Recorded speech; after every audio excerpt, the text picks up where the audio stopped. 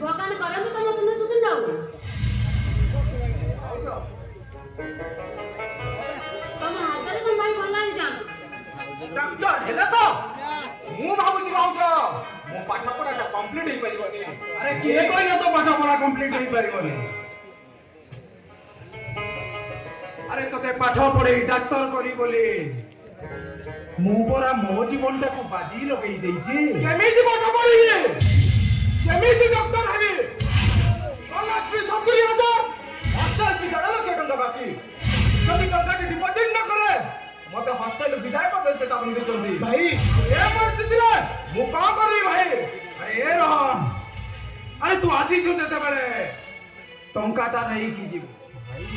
ଆରେ ମାଲିକ ପାଖକୁ ଯାଇ ନେଉରାଇ 2 ଲକ୍ଷ ଟଙ୍କା ସୁଧକୁ ଆଣିଥିଲେ। ଭାଇ ମୋ ମୁଣ୍ଡ ଅପରେସନ ହବ ନହେଲା ନାହିଁ ସେଇ ଟଙ୍କାଟା ତୁ ନେଇକି ଯିବୁ।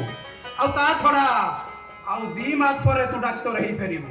ଆଉ ତୁ ଡାକ୍ତର ହେଇପାରିଲେ ତୋ ନିଜ ହାତରେ ମୋ ମୁଣ୍ଡ ଅପରେସନ କରିଦବୁ। ଭାଇ ହେଲେ ଭାଇ ତମେ ରାତି ଅଧରେ ତମ ମୁଣ୍ଡକୁ ଧରି ଯେଉଁ ଯନ୍ତ୍ରଣା ଅନୁଭବ କରୁଛ ମୋ ଅପରେସନଟା ହବା ଦରକାର। ଆରେ ଏ ଜୀବନ, ଆରେ ମୁଣ୍ଡ ଅପରେସନଟା ଆଜି ନହେଲେ 2 ମାସ ପରେ ହବ। ଭାଇ ହେଲେ ମୋ ଭାଇର ଭବିଷ୍ୟତ ଯଦି ନଷ୍ଟ ହେଇଯାଏ ସେ ସବୁଦିନ ପାଇଁ ବେକାର ହେଇଯିବ ରେ ଯିବ। ଭାଇ ଭାଇ ଆରେ ମୁଣ୍ଡର ଯନ୍ତ୍ରଣାକୁ ହୁଏତ ମୁଁ ସହି ଯାଇପାରେ, ହେଲେ ମୋ ଭାଇର ଭବିଷ୍ୟତ ନଷ୍ଟ ହେଇଯିବ ଏ କଥାଟାକୁ ମୁଁ କେବେ ସହି ପାରିବିନି।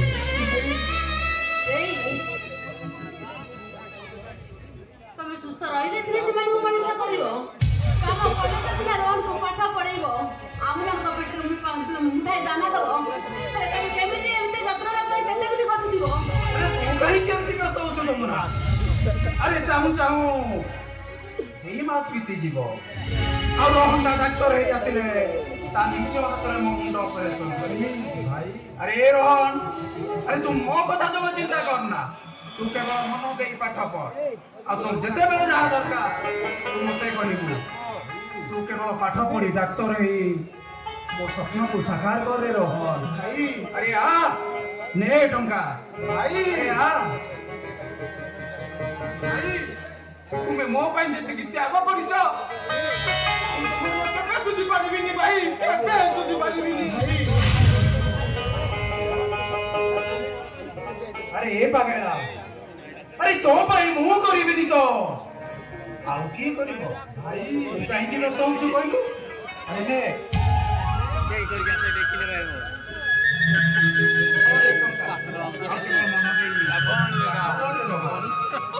ଆରେ ଏ ଯମୁନା, ଆରେ ପିଲାଟା କେତେବେଳୁ ଆସିଲାଣି, କିଛି ଖାଇ ନଥିବ, ଭଲ ତା ପାଇଁ ଦିଟା ଖାଇବାର ବ୍ୟବସ୍ଥା କରିବ।